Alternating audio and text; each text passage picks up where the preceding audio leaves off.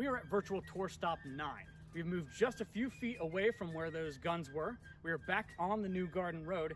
And now everything I'm about to describe to you is pure chaos that happens in the span of about 5 to 10 minutes, probably closer to 5 minutes. So what we've established at the last stop was at 2nd Maryland, retreated, and now we have the 2nd Battalion of Guards up where we are right now. Their battalion's probably swinging around so that they can then face that direction, proceed to attack, and roll up the rest of the American line. As they're doing this, there's a unit up to the north that sees what's happening and takes its own initiative to try and save the day. Now, just behind us, there would have been another road back in 1781 called the Reedy Fork Road. And up that road is a bit of cavalry under a commander named William Washington. William Washington has about 80 troopers with him. He's up that road, he sees the battalion swinging around, and decides on his own to come thundering down the road to try and stop them. Where we are is about where he would have come down and smashed into the back of the 2nd Battalion of Guards and stuns them and slows them down for just a minute. 1st Maryland is several hundred yards just to the north of us, and remember, they've swung out of line. They're actually facing the complete wrong direction they want to be facing right now.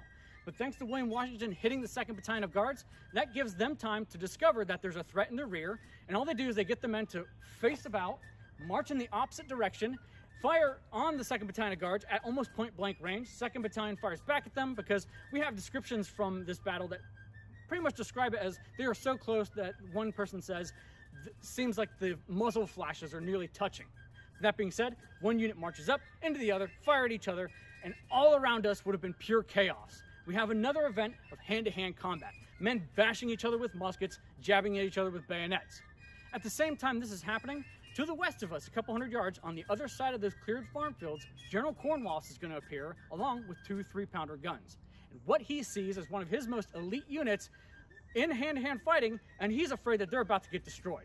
So what he's going to do is he's going to try and get them out of it. Because another thing is, at this point, William Washington's cavalry that came sweeping through are going to be down in the low ground behind you. They're getting ready to try and swoop back in and attack again. So what Cornwallis is going to do is he's going to use those 2 3-pounders and he's going to get them to fire grape shot. Now, instead of a cannon firing one solid ball, grape shot is essentially putting a bag of iron balls about the size of golf balls, firing it, and turning your cannon into a giant shotgun. They spray out everywhere, and with 2 cannons firing beside each other, creating essentially 10-yard wide walls of iron flying through the air, they're creating a cloud of iron balls about the size of a house flying through the air. That cloud of grape shot is going to achieve its intended goal. It's going to hit William Washington's cavalry and drive them away, but a lot of those projectiles are going to carry through to where we are. It's going to go right into the infantry, hitting some of 1st Maryland, but also hitting a lot of the 2nd Battalion of Guards. That being said, with the cavalry driven away, 1st Maryland pulling back, 2nd Guards are able to extricate themselves, go back across the cleared farm fields, and regather. By the time this has happened, more British battalions are appearing on the 3rd line, with the 71st Highlanders and the 23rd Royal Welsh Fusiliers finally coming on the scene. As that's happening, most of Greene's army is now on the road trying to get out of here. So now we have the part of the battle where really the British should be trying to get the most casualties possible. That is in pursuit of a fleeing enemy. But Cornwallis can't really do that. Part of the reason is that his men are worn down. They've been campaigning for 2 months. They had to detach themselves from their supply lines to begin with, and by March 14th, the day before the battle, they've ran out of food for everybody. So they haven't eaten today. They've been up since 5 a.m. They marched 12 miles just to get here, and now they've been fighting for 2.5 hours.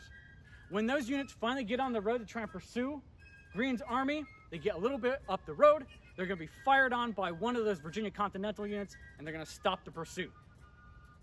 But while the battle may have come to an end here around the courthouse, there's still heavy firing going on somewhere to the south of us, about a half mile.